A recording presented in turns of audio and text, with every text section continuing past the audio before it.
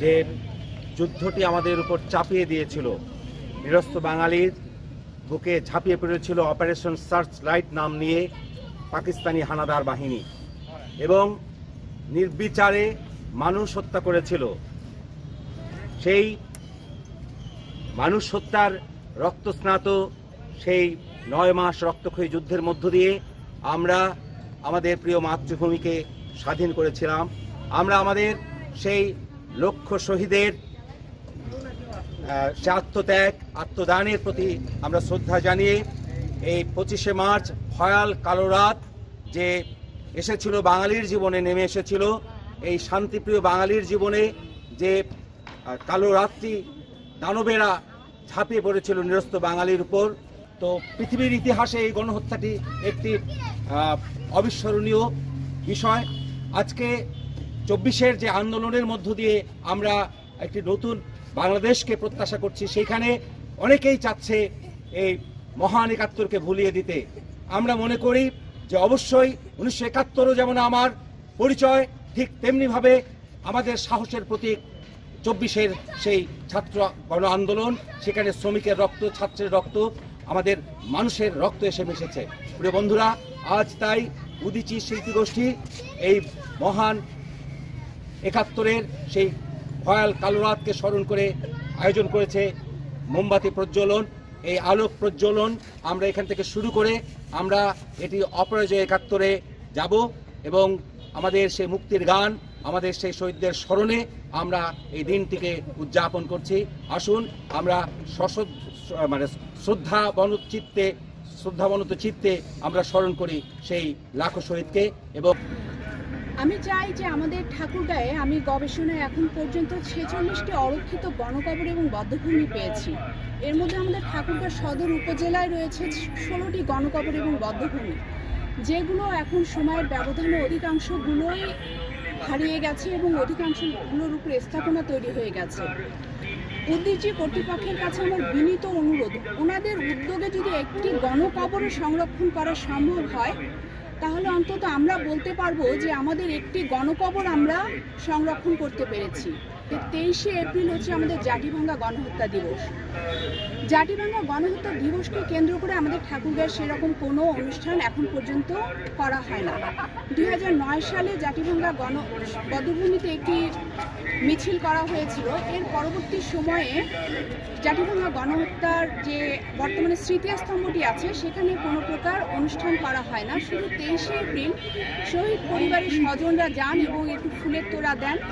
আর 16 December 26শে মার্চে আমাদের জেলা প্রশাসন থেকে একটি ফুলের তোড়া দেওয়া হয়। এছাড়া জাতিভাঙ্গা গণহত্যা নিয়ে আমাদের ঠাকুরগাঁয়ে কোনো প্রকার আলোচনা অনুষ্ঠান করা হয় না।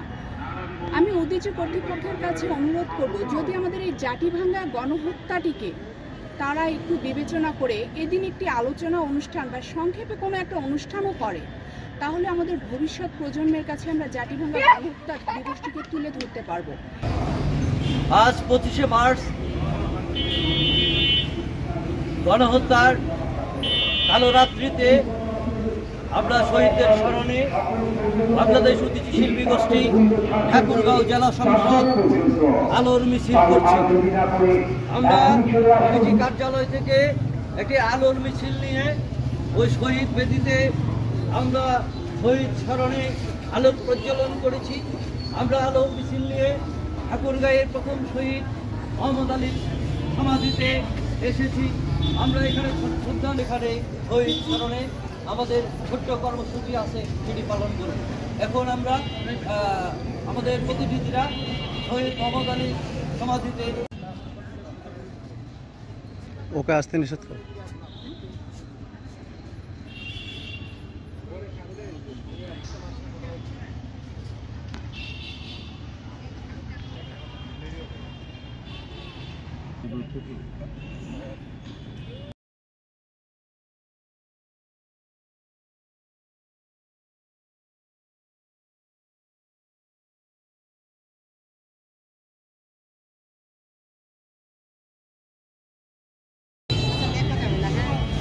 নিয়েই দিলাম।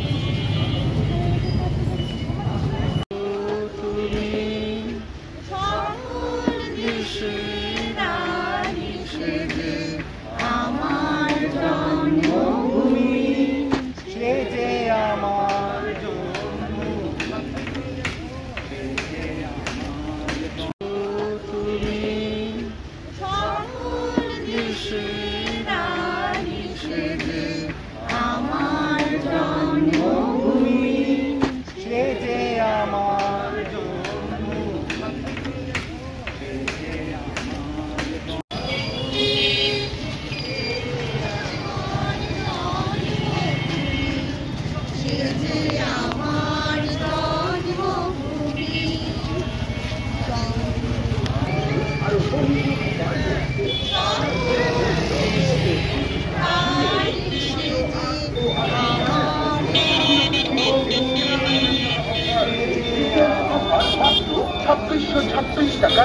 সঞ্চয় পাচ্ছেন লটো ও জিতে পারেন সকল পণ্যে ফ্ল্যাট 26% ডিসকাউন্ট।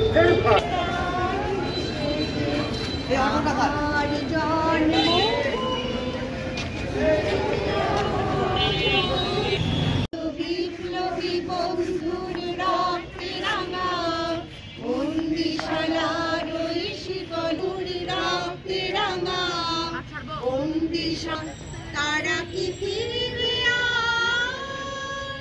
তারা কি ফিরবে মন্দির সোপানো তলে কত প্রাণ হলো বলিদান